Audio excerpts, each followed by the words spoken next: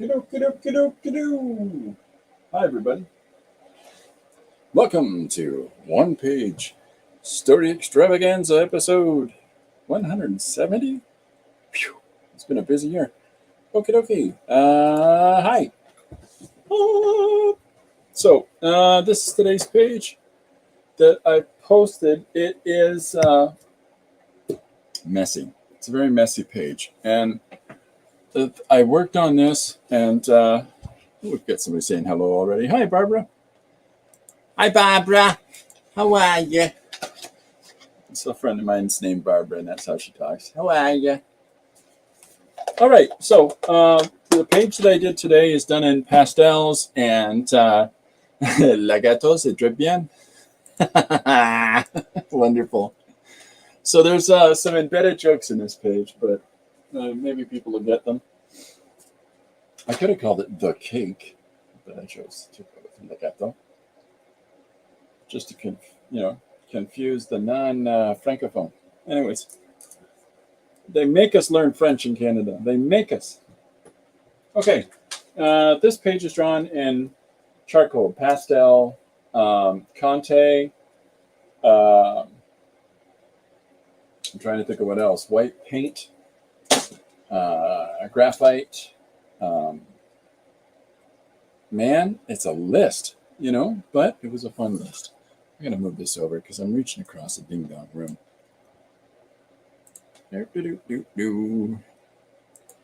Who's your friend? Sounds like Barbara Streisand. No, she's from the States, but she's from New York State, so she's got that, we're just saying kind of a thing, but not, it sounds more, I don't know. She sounds like a New Englander, if that makes any sense. So anyway, she says, how are you? It's, and then she says, this guy. That's the other thing she said. Okay, so I drew this on tons of bits of paper, and I'll show you one here. And I've got them in a plastic bag so that I don't get dust and business all over my space, but I drew them all on small bits of manila paper. And some of my sketchbook pages that when we were at visitation for Lori's dad, some of the kids were pulling my pages out and ordered to draw on them, and they didn't use them all up. So anyhow, New England meets New York. There you go. Yeah, I don't know American accents very well, but because there's a lot of different ones, that's for sure. So this page was a lot of fun. I did it last night, and had a good time doing it on a bunch of different pieces of paper, and some of them have some rolled images. Those are pieces of paper that I ended up using to clear off my brayer when I was doing some jelly plating. And even when I do that, I work on those pages too.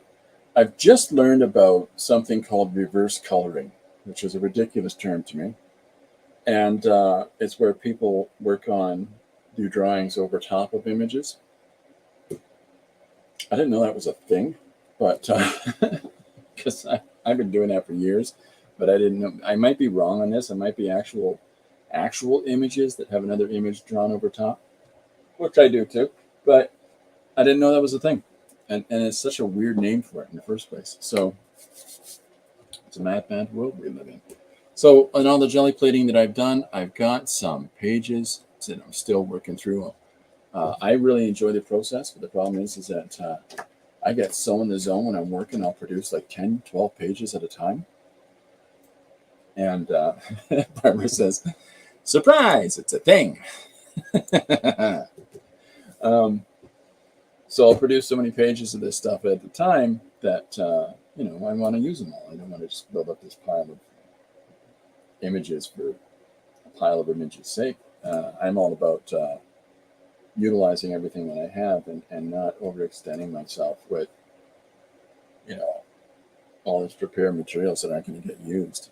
I don't do I don't do scrapbooking. I put images in sketchbooks, but I don't do scrapbooking. And so a lot of the scrapbooking endeavors that people take on, because I don't have that facility, or I don't engage in that facility, let's say, I tend to be the guy who tries to do a finished piece with everything.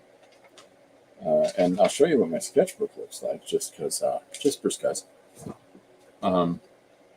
Oh yeah, before I forget, Legato. The originals are all on Patreon. If you're checking out the Patreon, you'll see them there.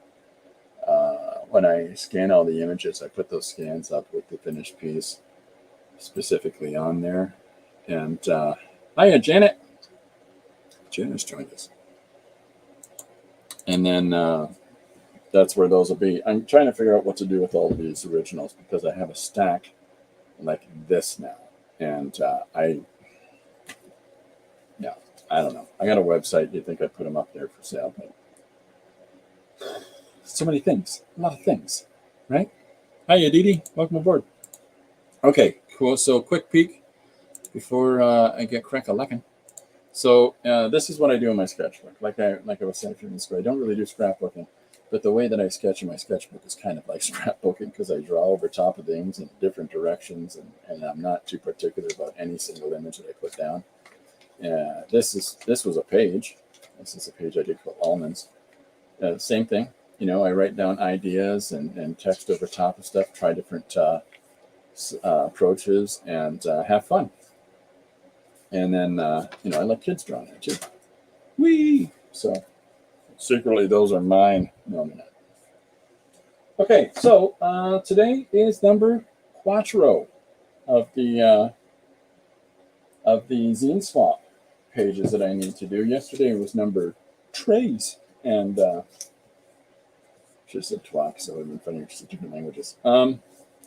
First one I did was Hey You, which is armadillo tools. Armadillo, any tool, and laughter. So these are bad prints because I ran out of ink doing them.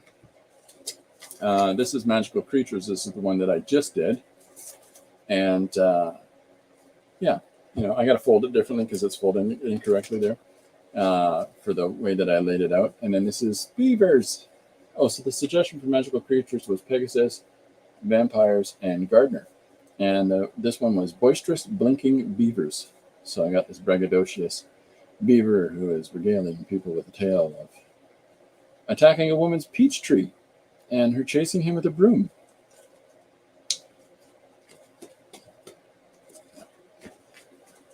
It's Janet. Anyways, so yeah. Smug beaver. Who's he think he is?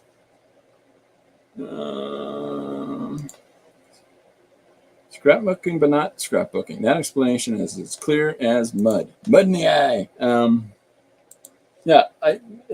It's sort of like scrapbooking, except for it's not collaging images. It's just drawing them, right? So I find a whole bunch of different images and stuff all the time that I'm looking at, but I'll draw the parts that I want and put them on pages and sort of have that in my. It's a hard thing to explain. When I draw things, I tend to be able to just draw them again. Because, you've already practiced drawing a car, so you can generally go back to that car. And even if you have to, you can go back and reference if you're sure the car you drew.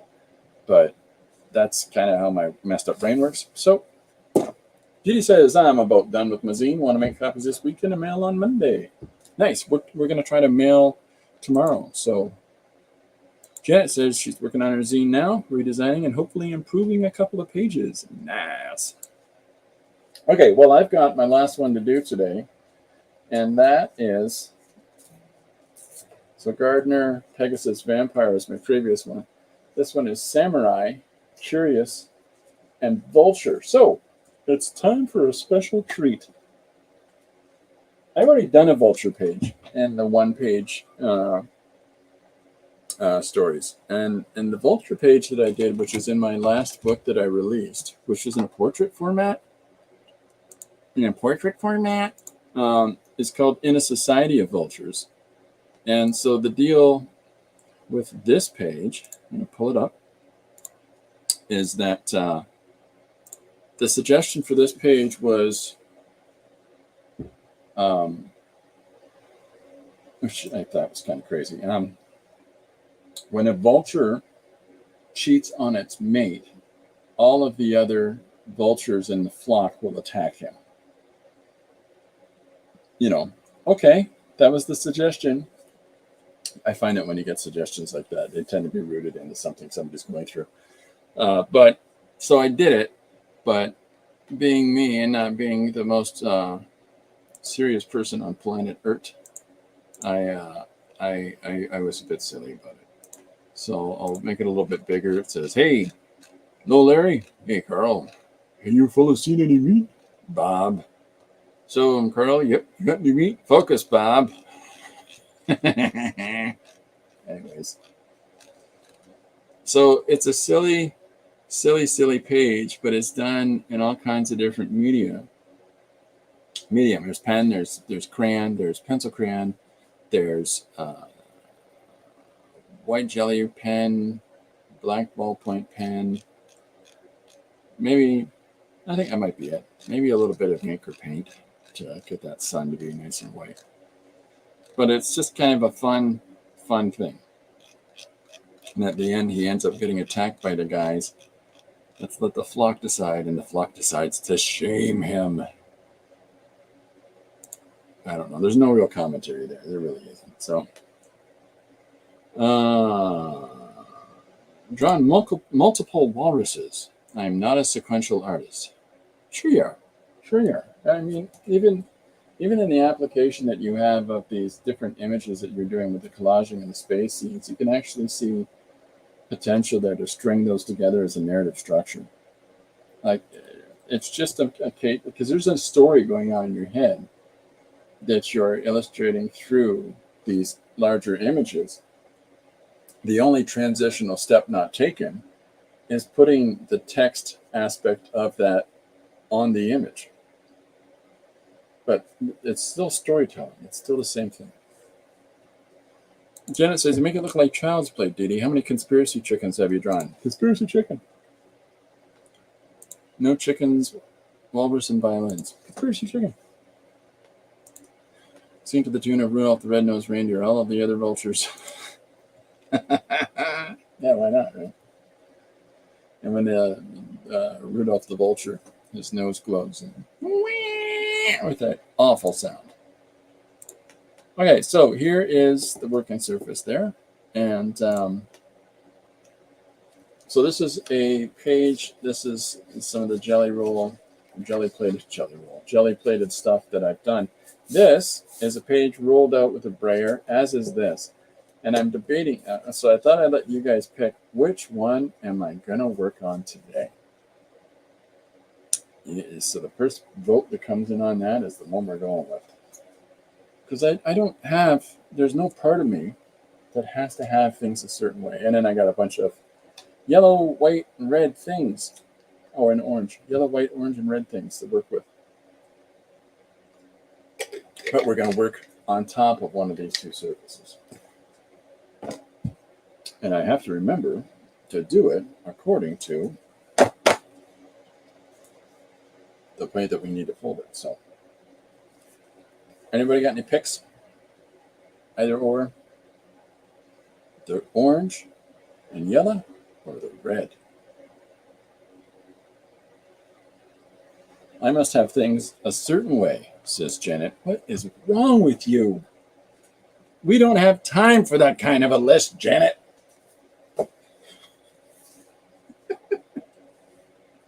We don't have time for that kind of a list.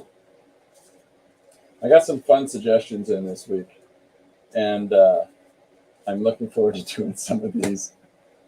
The ones that legitimately have made me laugh out loud when they came in. Use the orange and yellow. Yes, ma'am. Here we go. Okay, so I'll put this back on top.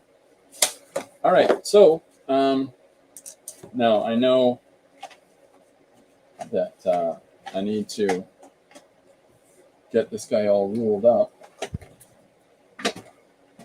I literally just had my ruler. Here's an old ruler. This is our really this ruler goes so far back. It's when our local newspaper was good. Zing. No. All right, you know what? I'm being silly.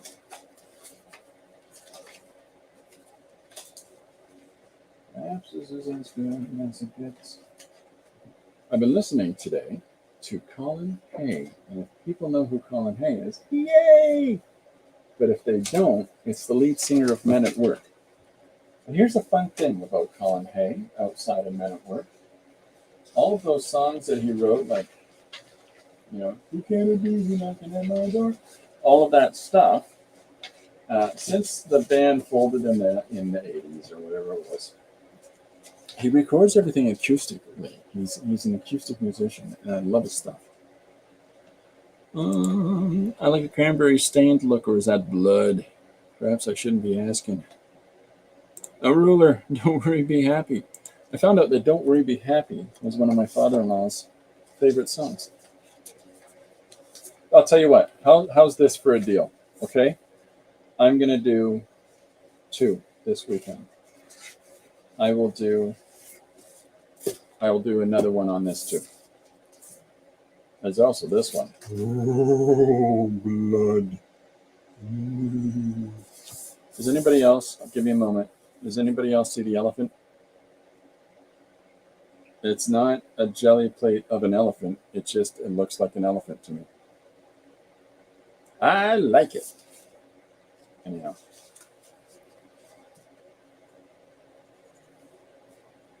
So, yes. Okay. Yeah, I have a really bad Jeff Goldblum impression if anybody wants to see it.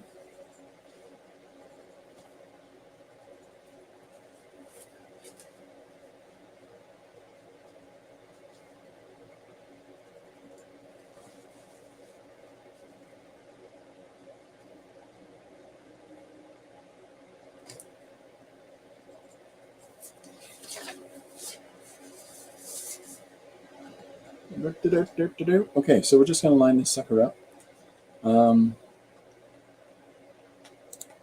Here's a little song.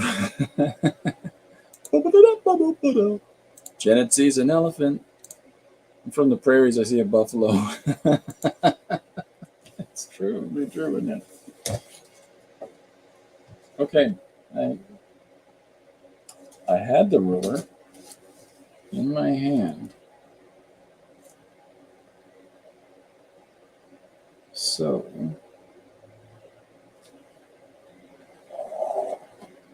now I know that I need to be more aware of my layout a little bit because of how I did that last book. So each of these things I'm trying something different. Each of the zines. This one was, I wanted the back of it to be an advertisement. So I've got the larger part of the story, and I got this little responsive anecdote as the other side. This one, I wanted to just be one continuous. There's the front, and I just wanted to be one continuous story that goes all the way around. And then this one, I wanted to do 2-page spreads. So that as you open the book up, right, you get these 2-page pieces. I got to fold this differently. And then there's the back cover of the book. So I'm always trying to do some kind of different angle on it, and just to sort of shake it up a little bit and to play with and experiment with the format, because there's a real strong zine scene in London, Ontario, Canada, where I live. But I've never taken part in it because I'm generally just doing whole sequential books, And thank you, everybody, for this opportunity for the chance to be involved in this process, because it's sort of opened my headspace up. So that's really cool feeling. So, okay, so there's our cover. right? Here's our cover here. Here's our back cover here. So I'm going to start with basically the first page of the zine. But what I thought was maybe get all kinds of song lyrics going on from Barbara here. She's just throwing every song she can think of at me. All right, I'm going to get you back. My baloney has a first name. It's OSCAR. You're welcome.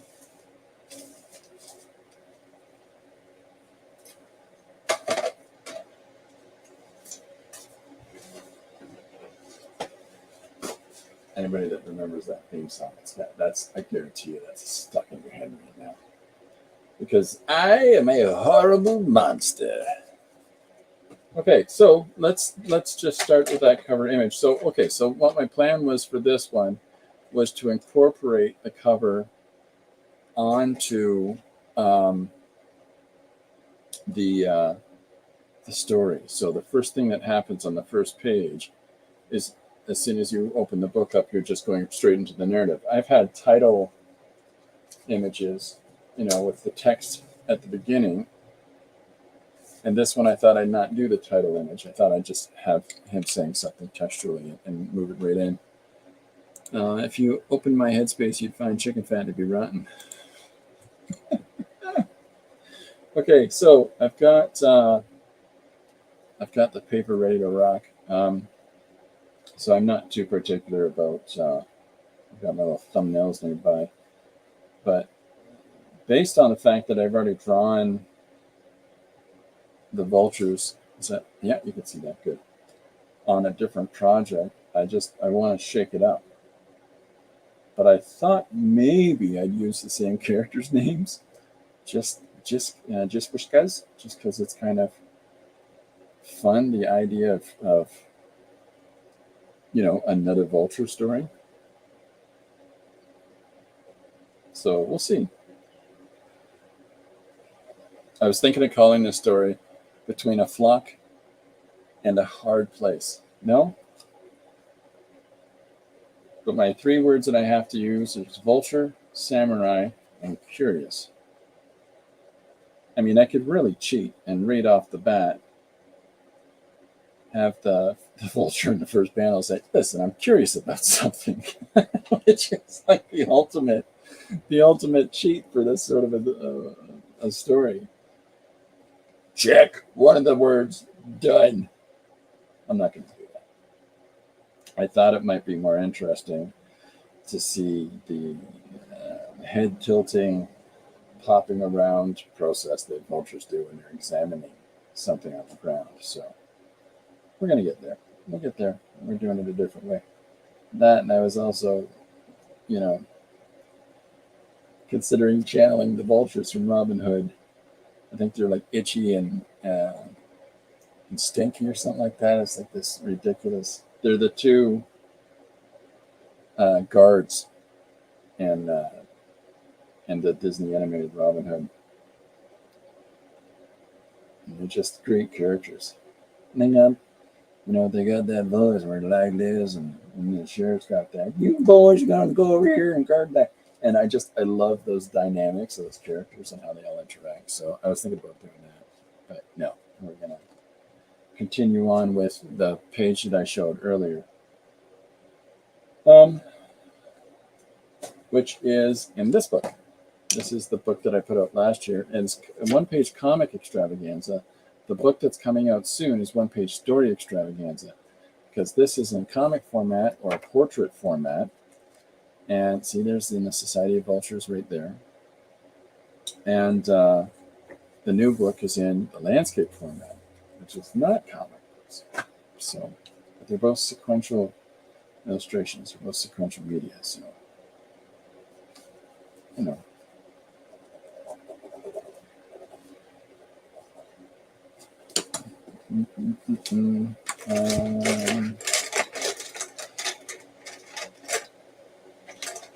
my kingdom for a pencil. Here we are. Okay, so if anybody has any thoughts, or if anybody has any new story ideas, or anything that they want to talk about or tell us what they're working on, please let me know. And I'm all about trying to support wherever I can. I am also in the process of trying to arrange having some guests on and having people join in on the stream. And so I haven't got anything specifically set up as yet, but we will be soon enough.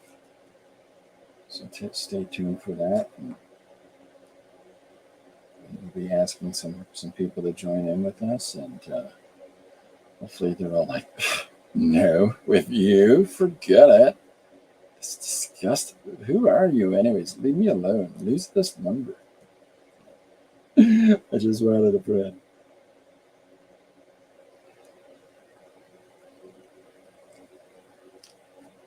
So this is a Posca pen, and I've already got some red ballpoint pen down. And so between the two, and I tamp it down because it strips it away from looking like the thin lines that, you know. I love the vultures Beaky and Buzzard from Looney Tunes. Nice, yeah. Mr. Jim Lewin, how you doing, sir? Please have Groucho Marx as one of your guests. Oh, yeah, speaking of that, hey, Jim. I just didn't know what he thought I was going to ask questions. I'm going to make this funny show there. Jim and I will do a stream where we're just playing guitars the whole time and making Smothers Brothers jokes. Arguing over which one of us is going to play Dick. Yeah, well, I'm talking more about people in the community here. I'm getting people to come on out.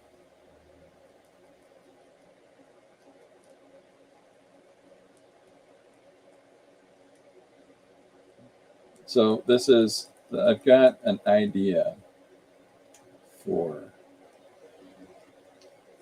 this page. It sort of dawned on me just before, you know, as I looked up a picture of a vulture, I went, oh yeah, that'll be what I'll do.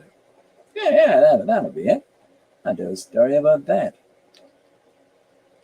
And everyone will think I thought long and hard about it. I don't think long and hard about a lot of things. Okay, ladies and gentlemen, Mr. Jim Lujan has a question of the day. Jim? And it better not be dirty, Jim. I suppose I have to put black in this because I put black in the previous page, right? Come on, Chris. Just for you, just because you asked.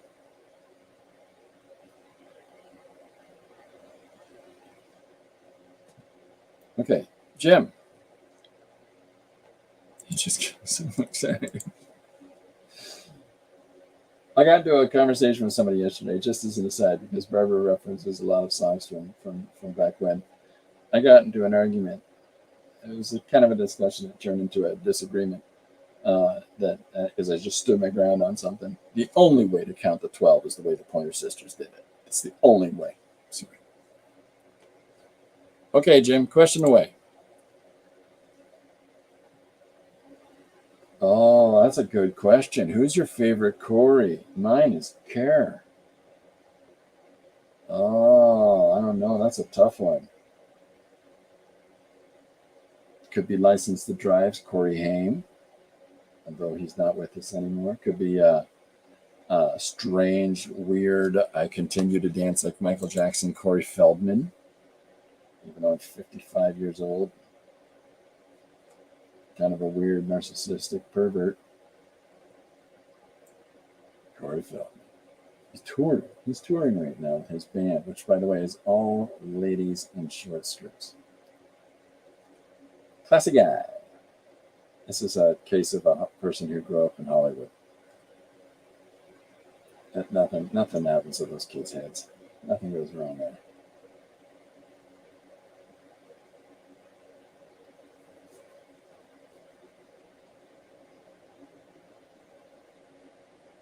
Okay, it's a good question. Who's your favorite Corey? James is Corey Karen. I can't, as much as Corey Karen is a nice guy.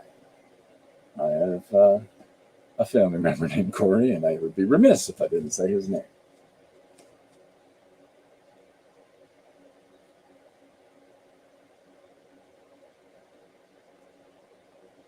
Has anybody got the Pointer Sisters 12 in their head yet?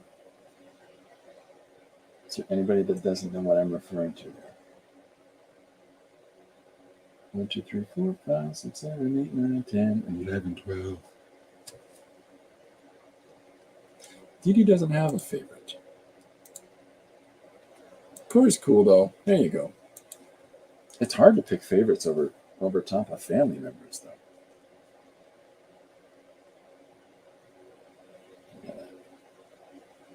You gotta love your people.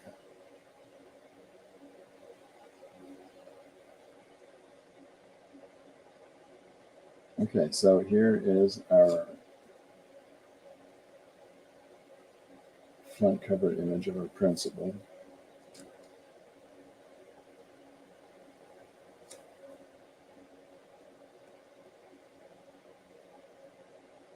So when I'm working on a page like this, that's got all of this information, all this material on it first, I tend to allow moments where some of that stuff is going to peek through into the image. But for the most part, I kind of deny its existence as such, as that it's there. And the reason for that is that I don't want to get too caught up in trying to, I got to fit this in somehow and all of this business. I just draw the image as I would draw the image of a white piece of paper.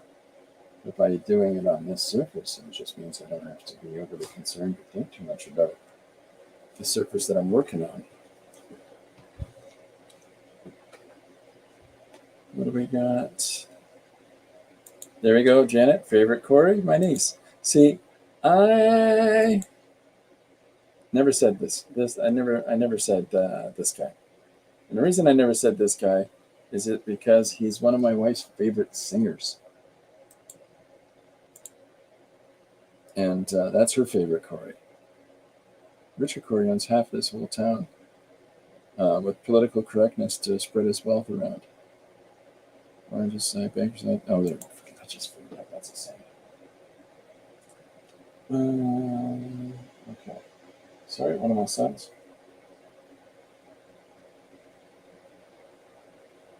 And we're back in the room. Okay. So,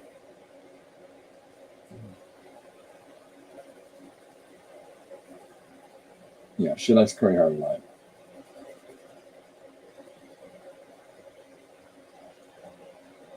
Not so much on my part. I am misplacing everything. Oh, it's in my hand. It's in my hand. Yeah, Lori loves Corey Hart. Anytime that I've got sunglasses on and it's nighttime, I go, "Who am I? Who am I right now?" It's as unfunny as it was the first time. Every time I do it.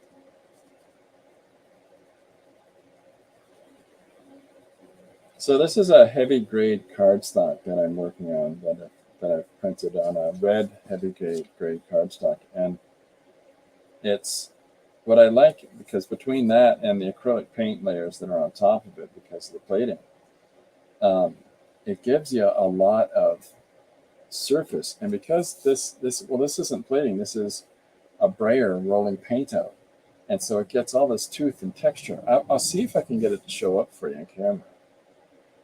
Let's give it a sec. You can see how there's layers of colors on layers of colors. And so with that, there's a close-up of the vulture. Hey, how you doing? Okay, so with all of that, it gives you a lot of tooth and texture to work with. So that's an excellent feature.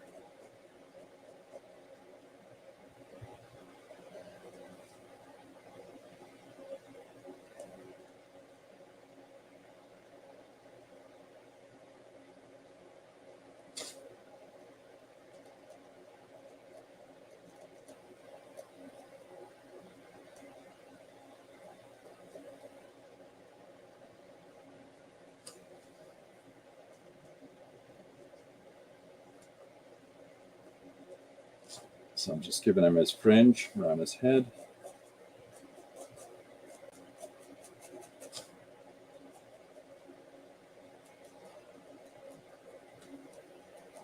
And the text for this, the cover panel is, morning hair.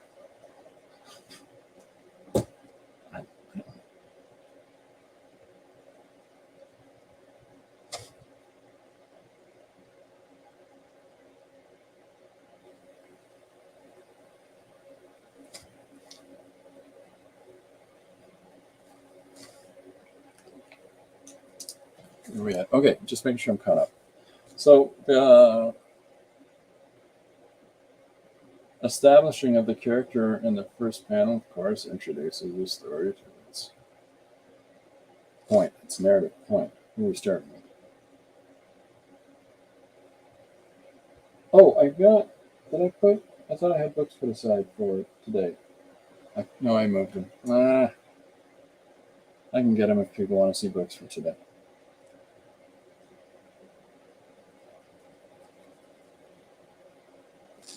So I've got lots of room here still because it goes right to the outskirts of the image, or outskirts of the panel size. So I will be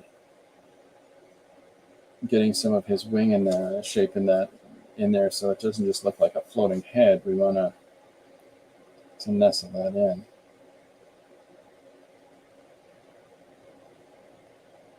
So one of the things that I'm doing, I've got the London Comic Con next week, and one of the things that I'm doing for that, I've got the London Comic Jam on Monday, and this is our Comic Con edition, the Comic Con edition, and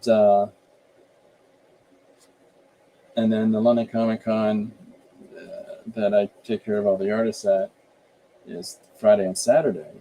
So, but my new book's not going to be printed, and I've only got a few copies left of my other recent books. So what we've decided to do is the pages that I couldn't put into the new book that's coming out because of licensing challenges, we're printing as single pages in the same size as they would be as if they're in the book, so that they can be inserted directly into the book for people that pick them up.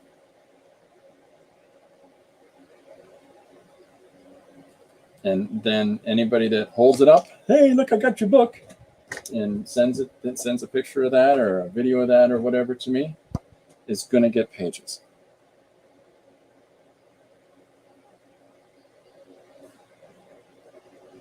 That is my workaround. That is how I am getting around my publisher, because I'm cheeky. Chris, hiya, how are you? I'm about to go to class. Have a great day. You have a great day as well. Chris's two favorites, but they were Corey's with an E, not Corey. Corey Heyman, Corey Feldman. I didn't realize they were spelled differently. Oh, it changes the whole game. Thank you, Chris.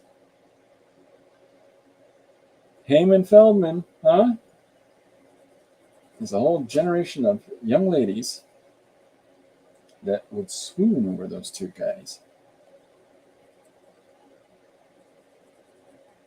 They had that whole rash of teenage movies. They were the Olsen twins of their time.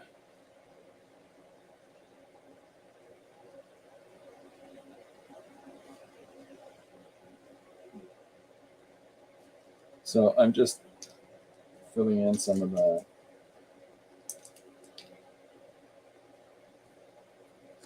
feathers and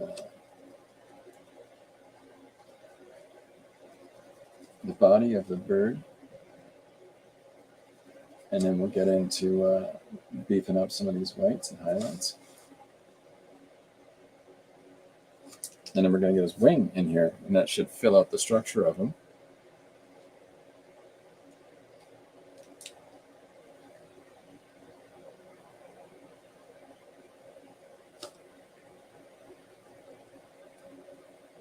I like drawing wings. It's a weird thing, but I like drawing wings.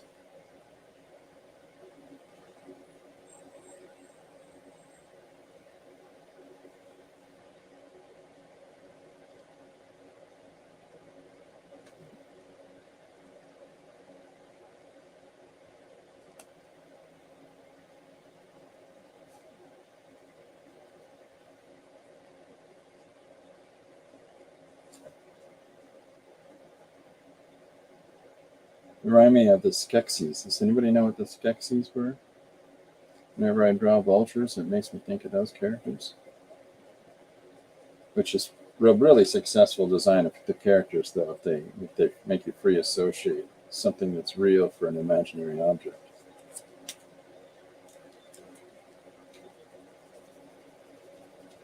I can show you what Skeksis are. I actually have shown on here before.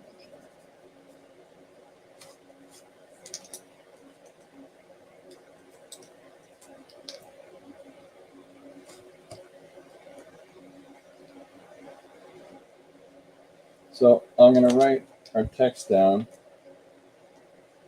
here. That's my master. The master. Kung Fu master. Okay, so this is panel 1. They're conspiracy chickens. Wah! Conspiracy chicken! Okay, panel 1 is morning hair, am I right?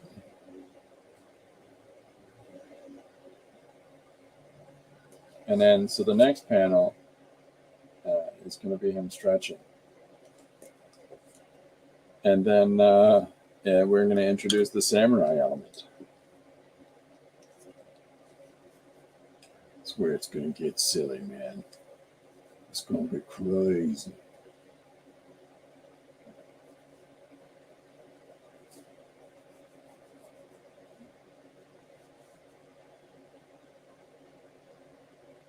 So I'm drawing red on red right now. It's not showing up very, very easily, but when I go over it with the white and it fills in those voids, hopefully feathers are going to appear. Almost like magic.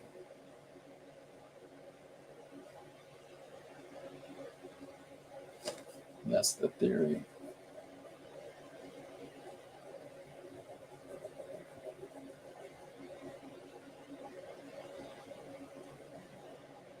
Maybe, I'll tell you what, I'll do the books. Remind me to do the books before. Somebody remind me at 3 o'clock. How's that sound? Or after the first hour, wherever you are, because it might not be 3 o'clock. That might not make sense to you. Okay, so I've got, oh, Mandy's joined us. Hi, Mandy, welcome aboard. The question of the day from Jim Luhan is, who's your favorite Corey? And we found out that the Corey Feldman and Corey Haim combination were Coreys. Mind blown. Changes everything.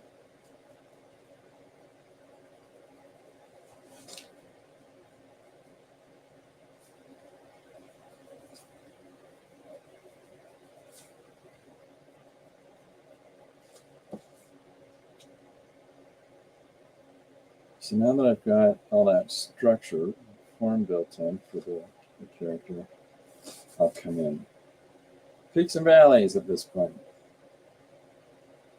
What I mean by peaks and valleys is the big contrast, where the shadows, the real shadows, and where the real lights, raised surfaces. I haven't talked about this too much, but it's kind of what my brain does at this point is that I consider those things as I'm drawing.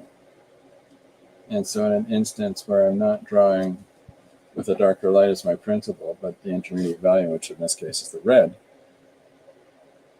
you know, you got to come back and put those into the image. But ideally, we're considering those as we're doing the principal drawing.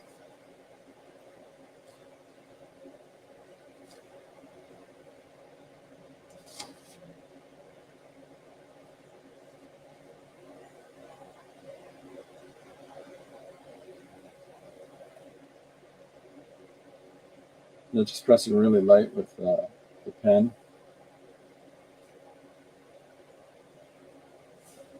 Just to get that little undershadow under the chin. I'll hold it up in a sec. One piece here and that. Expand that out just a little bit.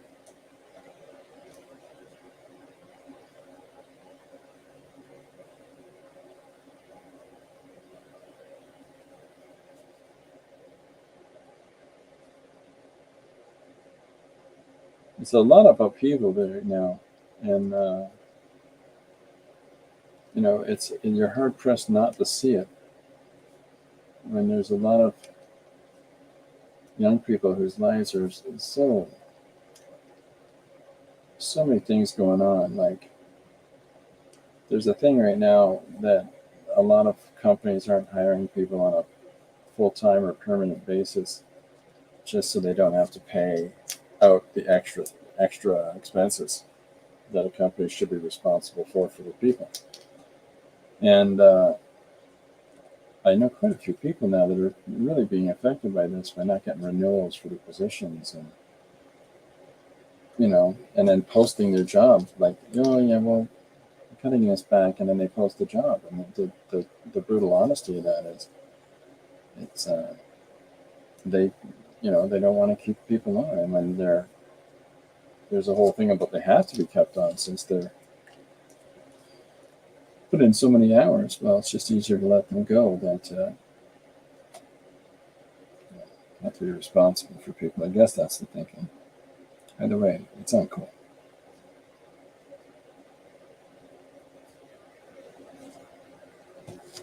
But a lot of people I know are getting affected by that. That's not fair.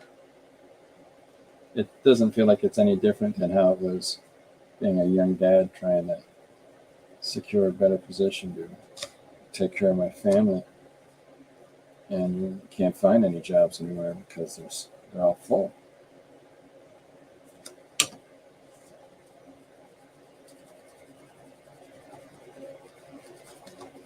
That's okay. I'll become a fartist. You'll see. I mean, artist. So here, our vulture's coming together now. Hold that up. Hey, how you doing? I'm a vulture. How are you? Hey. So some of the fun about using this prepared paper is that this value change of here to here, right? And it's also right here to right here.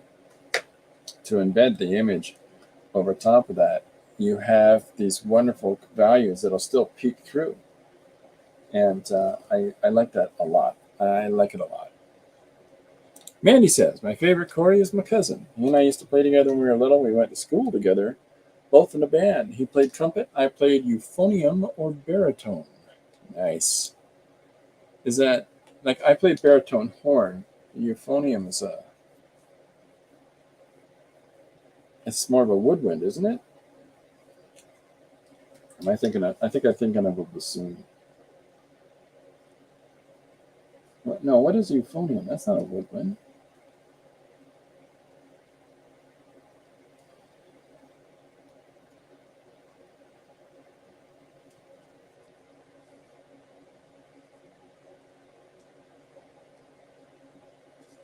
Yeah, 50 minutes.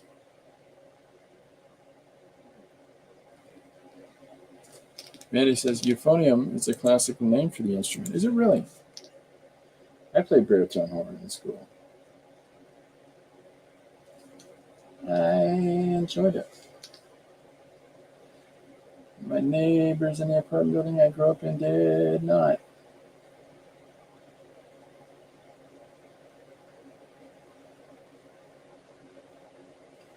I was like a young Simon and Garfunkel. Maybe I got a history using this instrument.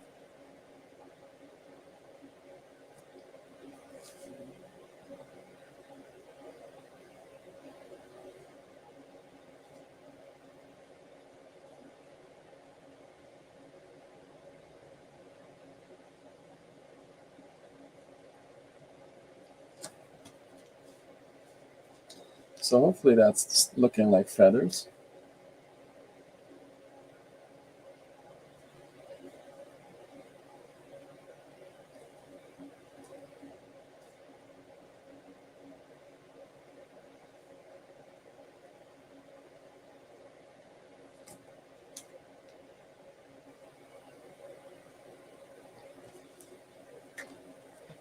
All right, I've got some more colors I'm going to throw in here too. Okay, Barbara says, my taskmaster says I need to get back to the salt mines. Thank you, Christopher. Take care, all. Bye. Bye, Barbara. Thanks for coming and hanging out.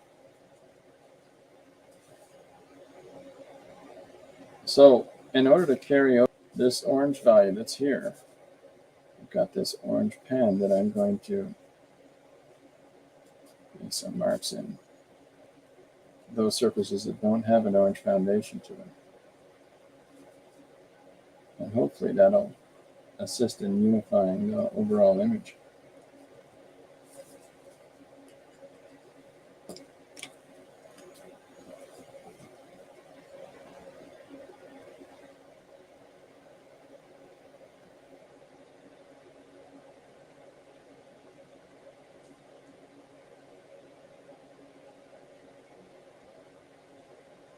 Just putting in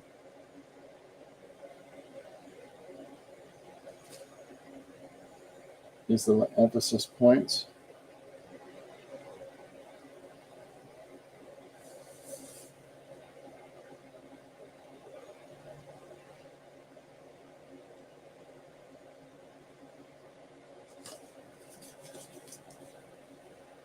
It's like all the little sort of steps along the way starts to build up the image more clearly.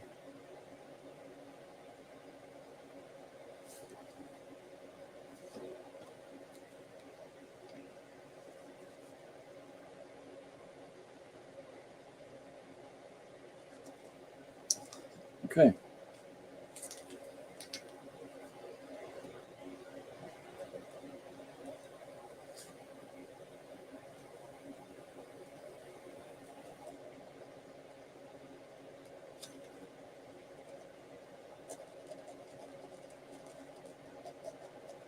Coming back in, because my light source is on that side. Well, I've just decided it is.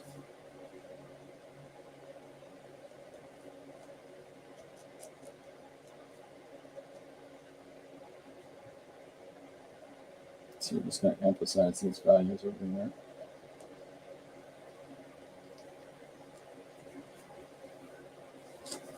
And of course, I got to deepen up this wing.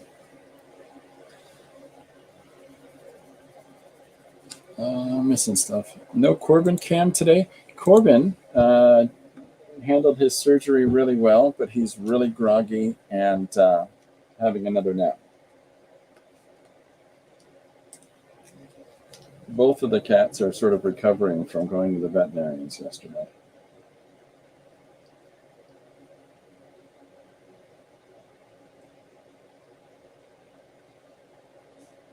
Corbin had a cavity. Can you believe that? How many times have I told him to brush his teeth? Brush your teeth, Corbin. No, I don't have to. He's like, you're not my biological dad.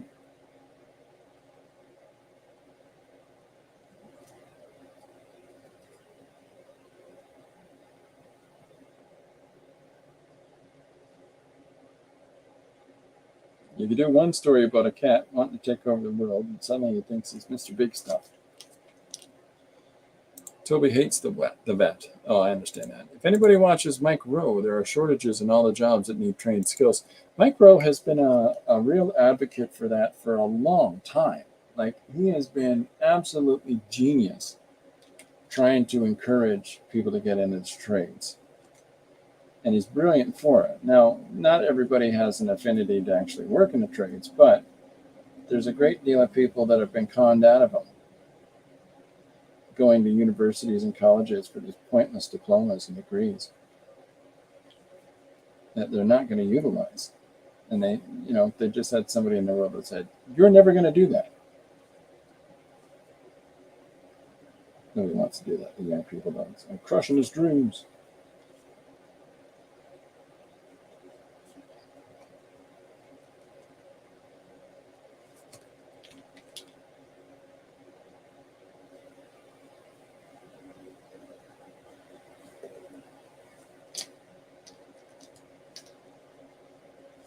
So I think that's starting to have some fun.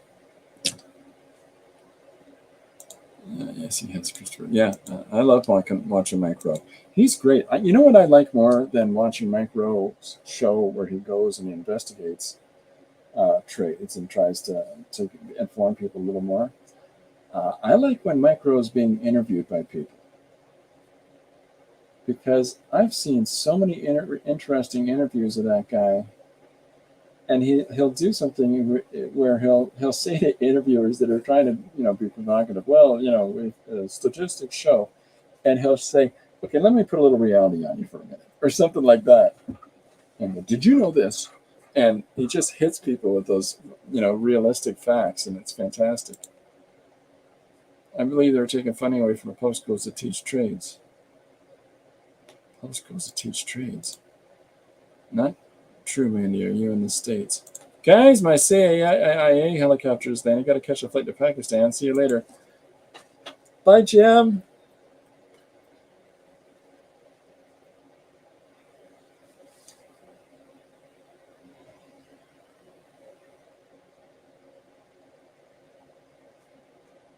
Thanks for coming and hanging out, Jim. Super cool.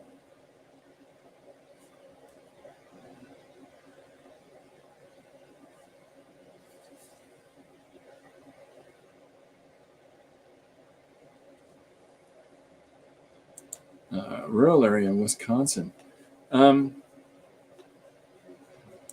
If I think that those schools, including public schools, should reinstate home economics and woodworking classes.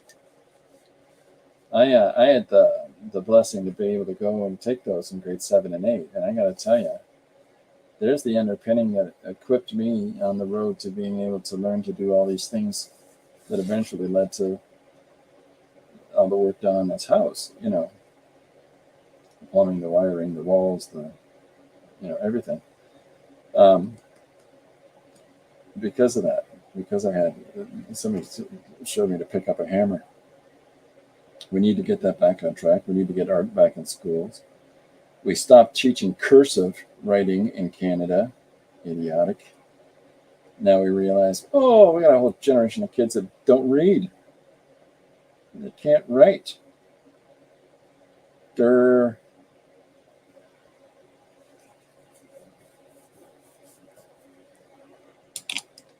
We got to figure it out.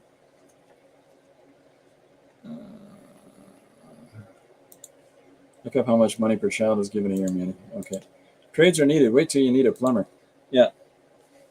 Well, my second youngest son took construction engineering, carpentry, and my youngest son, electrician. And I could do all that myself. I put in our new ceiling fan last month or a month or two ago. I just fixed the kitchen sink and replaced that, and replaced the valve in the toilet. Like, you got to learn to do these things. It's these young people that aren't being taught anything. It's what happens when we all die. What happens when the older people die, and these kids haven't got a clue how to do stuff. The few that do, they're going to make $1 bazillion. To hell with lawyer income, plumber incomes. Those are massive. And if they have ambition to work fast, then they can do a ton of calls in a day and make just a boatload of cash.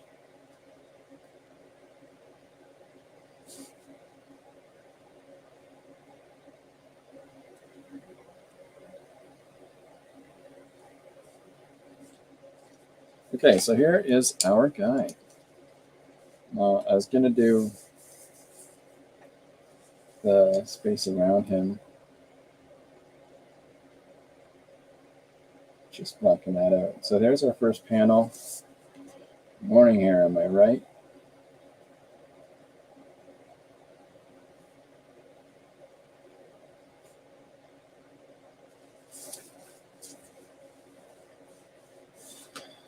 My son-in-law drives a dump truck and big machinery. Those guys are doing okay. Proud of all the kids, whatever they choose to be, whatever they choose to do. But if any of the kids had said, hey, I want to go and get a diploma in philosophy, ugh, you're crazy. Oh, it's like media studies, do you?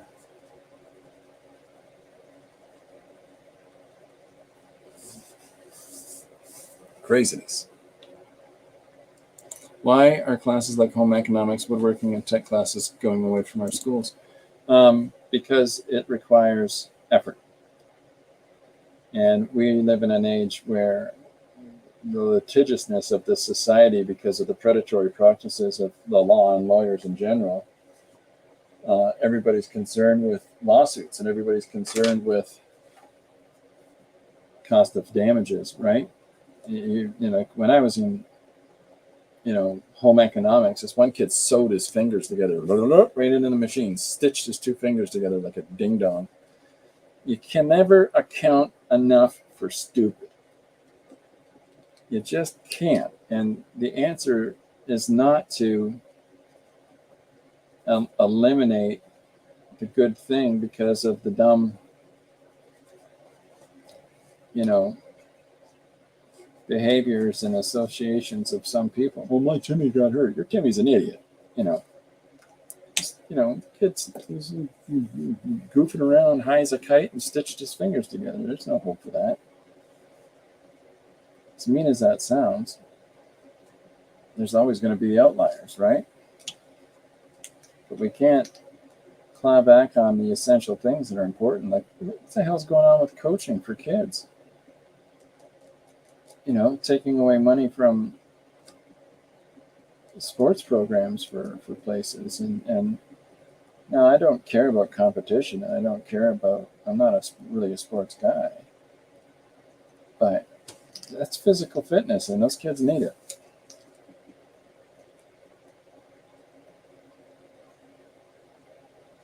Or here's one of the things that's really annoyed me lately is so-and-so isn't very good at reading or so they work on the tablet.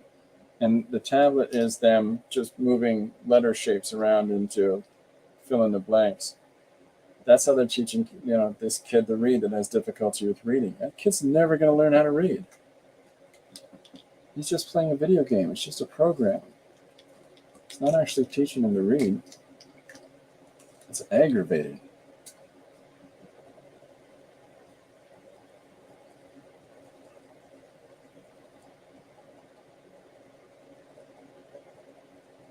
And the separation thing that goes on now.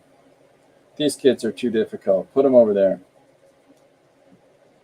Now, we used to have a school system in London here. I don't know about other places, but we used to have a school called Ross, and Ross was purely vocational. I mean, it's purely kids that learn things with their hands.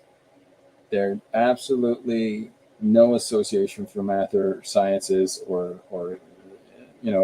English beyond this. Here's how you write your name, and here's how you do basic writing and reading.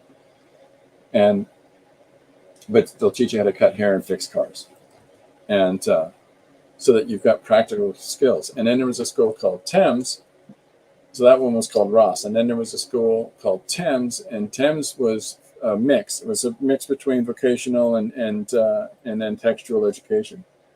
And then there's the school I went to, the high school I went to, was called HBBO, and it was a technical school, and it's pure technical stuff. They had broadcasting, they had auto body, they had all kinds of architecture, they had all kinds of things to give you fundamentals to move on with.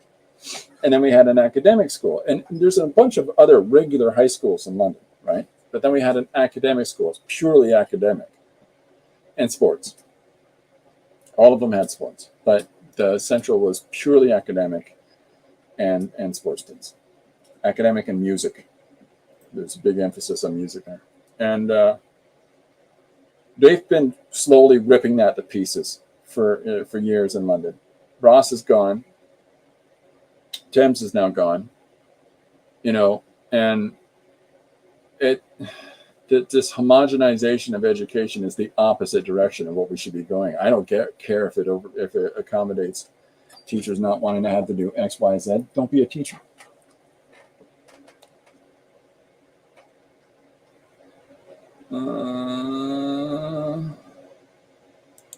Being replaced by social classes and issues.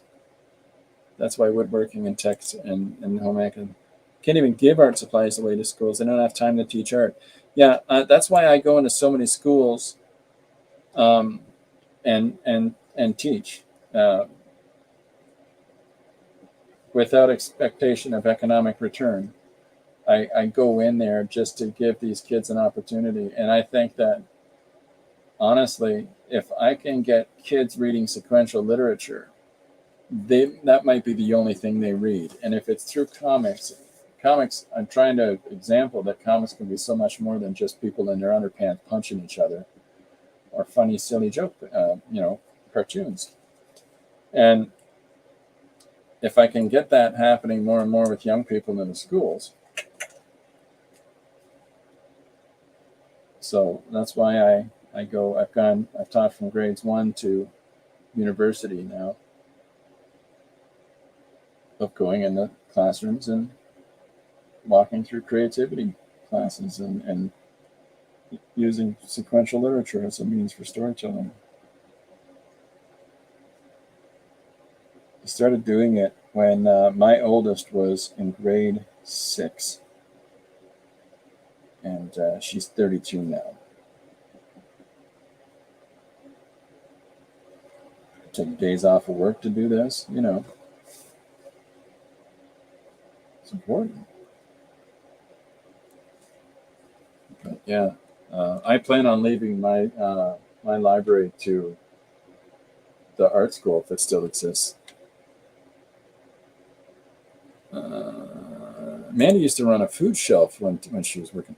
Yeah, that's another issue is all these, like when I grew up in poverty, and there's a great deal of us that would go to school without anything. Back then, well, sorry, the school didn't realize that was happening with a lot of the families. But as soon as the beneficial impact on those kids to have some provision of stuff for foodstuffs was massive when I was a kid.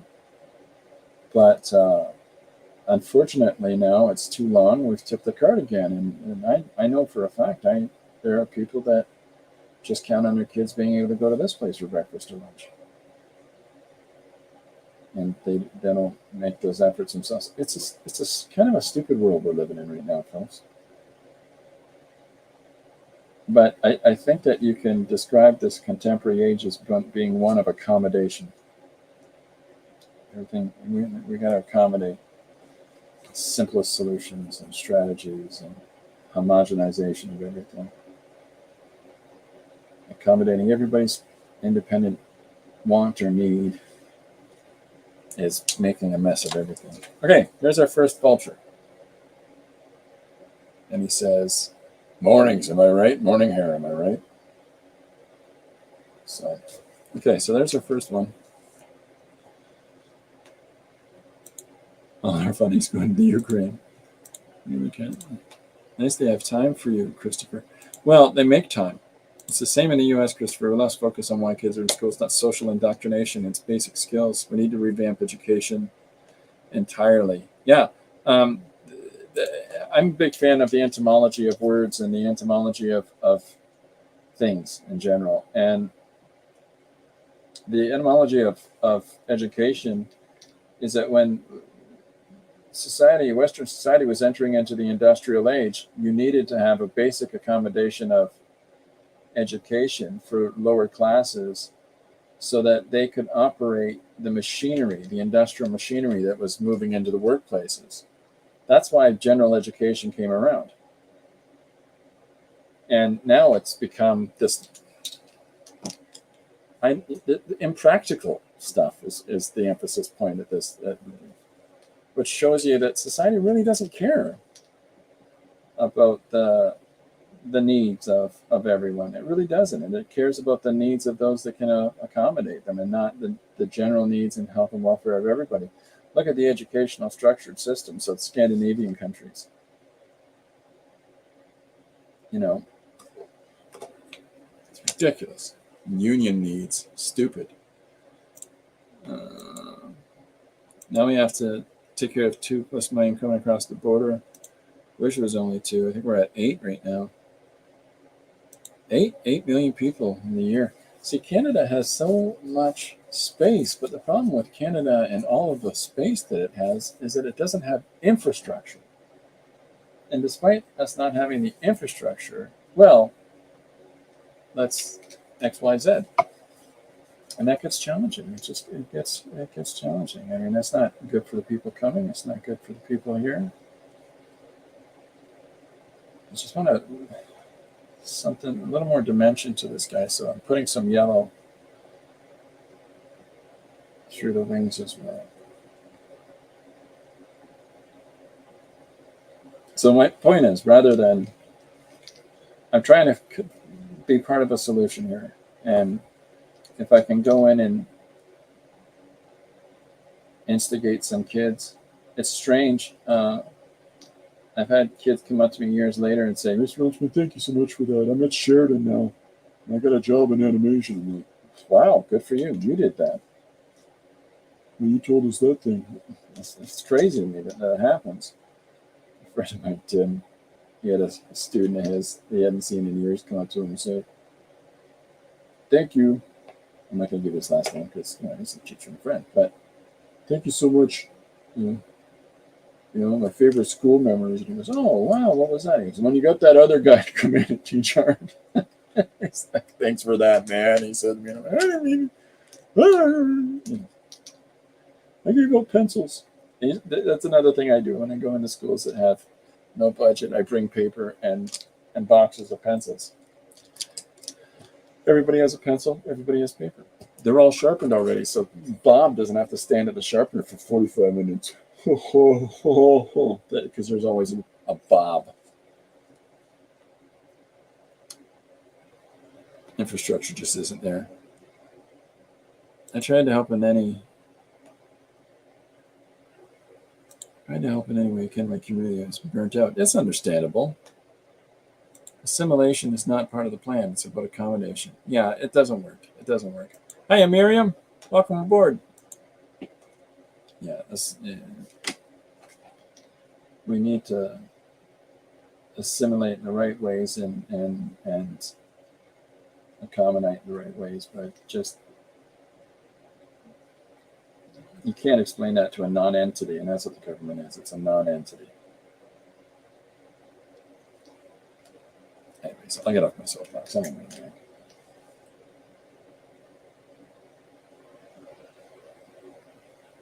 The reason I started putting the yellow in is that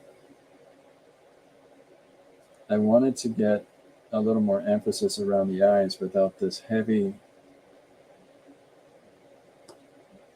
It's overpowering the emphasis with the white there. So if I come in with the yellow instead, it should give me what I want. I want what I want. Okay, so here is where we've gone with this now. I'm sorry for the blurring. So the word balloon is going to go here, right? So then our next panel is having him stretch his wings, and just spread his wings out, right? So I'm just going to throw this in really quick.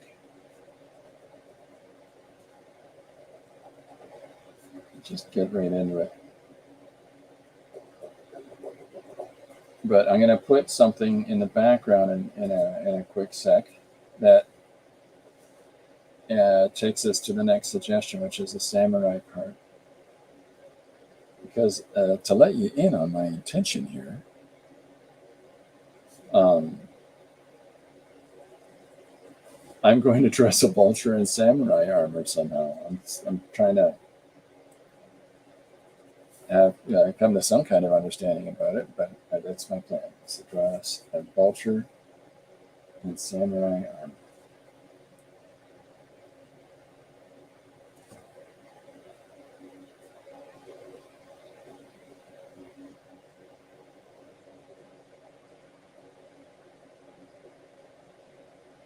Vultures are really big, by the way. I don't know if anybody's ever seen a vulture up close, but they are huge birds. Like an eagle. If you've ever seen an eagle on the ground, they stand like 3 to 4 feet tall. That's crazy. If you've ever seen a thunderbird, those are like 40 feet across. Okay, that was not happy with. I love all the early stories of the American West being settled and people seeing all the thunderbirds and asking Aboriginal people, and they say, "Yeah, the thunderbird exists in our belief system. You know, we've seen them." And then you got these newspaper articles: 40 feet across, bird sighted, and then the descriptions were always, it was really far away. You know, so I guess it's a sacred thing, and you guys are Mickey Mouse in this sucker.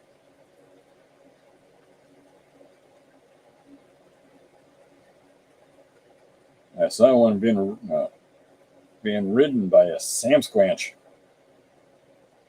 Sam Squanches are real, Chris. Conspiracy. I love seeing the bald eagles on the side of the road. See, we don't see bald eagles on the side of the road here. They're majestic birds. There are bald eagles in Canada. There are eagles in here, but we don't see them like we see falcons and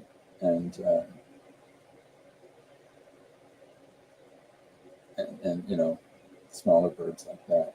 These falcons are nowhere near as big as what eagles are.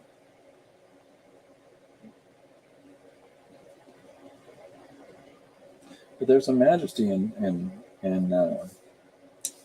vultures as well. I mean, there's this sort of the size of them and the spread of their wings are not that different in some regards. So.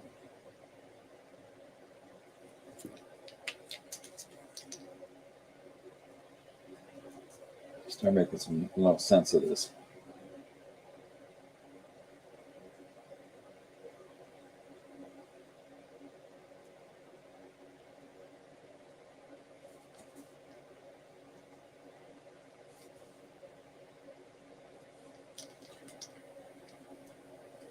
Where are we at?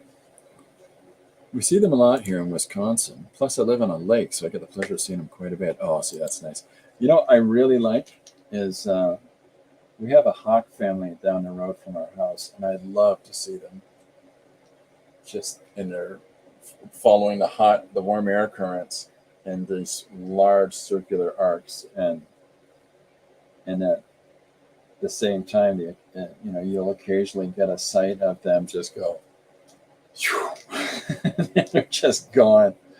It's because they saw something and they're going to get it.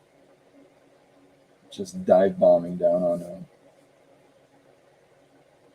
There is a comic series of characters in Marvel Comics called the Shi'ar, and it's a whole part of space ruled by this royal family, and it's all these.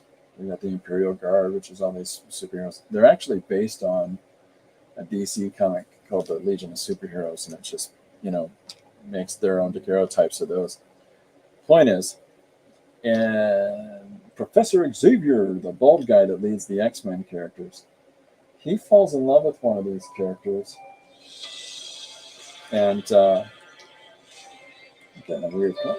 I'll have to call back. Yeah, I'll call that back. Anyways, they're bird people, and just the whole idea of bird people to me as space aliens that we meet out there in the world is just phenomenal. So, you know, think about Birdman and because the Thunderbird would change into a noble spirit, right? All of those sorts of ideas out there in the world. That's just so cool. Okay, so I'll hold this up. I've got the vulture spreading his wings now. And so we've built up a structure in the red. And then, so now we can add some depth to it with the black. What do we had? 120. Call this back. It's the place I used to work at, which my one son still does. So I'll call back and see what's up. Hope everything's all right.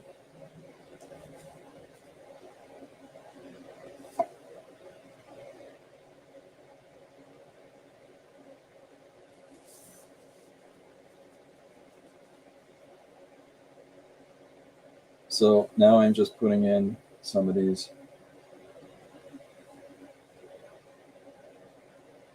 deep contrast values, which puts a lot more emphasis on the wings.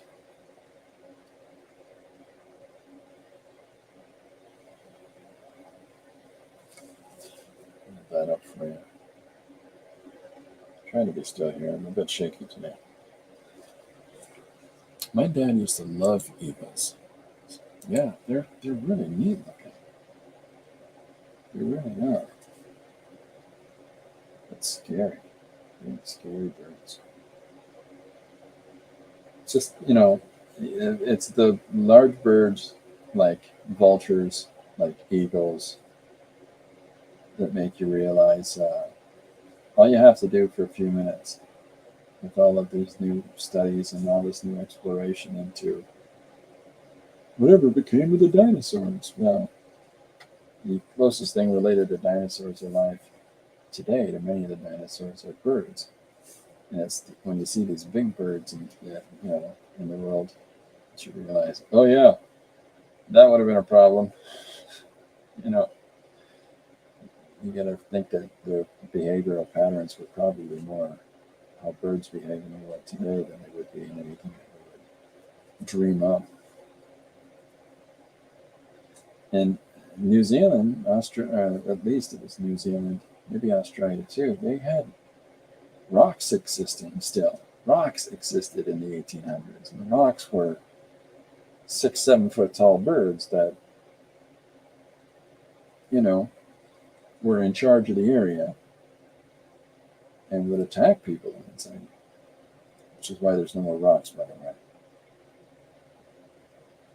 Just the idea of that is, it's enough for me to know that all these shows were like, wouldn't it be cool to bring dinosaurs back? No. No.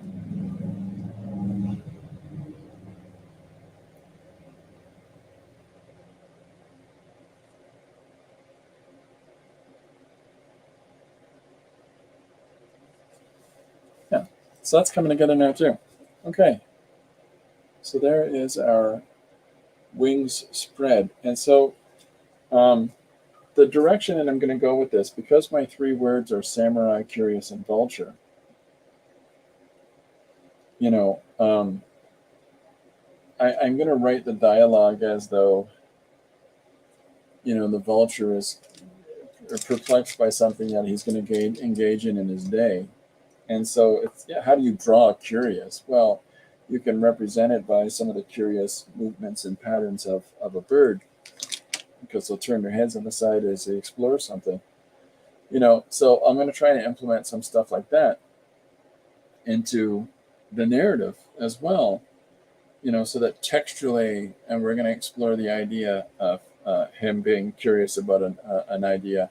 I don't want to tell you everything in this, I come up with it as I go along too, but I never want to say everything in advance, because then it's like, why would people even read the book? So, but at the same time, I need to incorporate the samurai angle. So to some extent, he will be wearing a kind of samurai armor, and the problem with that is that some people are like, well, that's a cultural thing, and that's cultural appropriation. Well, it isn't. It isn't. People don't walk down the main street in town dressed as samurais anymore. Was more prominent in culture, is not as much now. It's the way I look at past cultures. So, Janet did not receive your email, Miriam. So I don't know if anybody has any other ideas or any other things that they might think about. What do you do with in a story with vultures? I'd say shoot them at me, but again, I'm going to continue advocating this until my lips fall off. But any of the ideas that you see me exploring, any of the one-page ideas, or the word prompts, or anything else that I'm working from here that you might see me have posted, I always put what the suggestion was on Instagram, on Facebook when I post them there, as well as Patreon. And then Substack is just the week's pages with the suggestion and what my thinking was behind this, which is coincidentally what the new book is about. So the pages for the new book are going to look like, I'll pull something up. Give me a sec.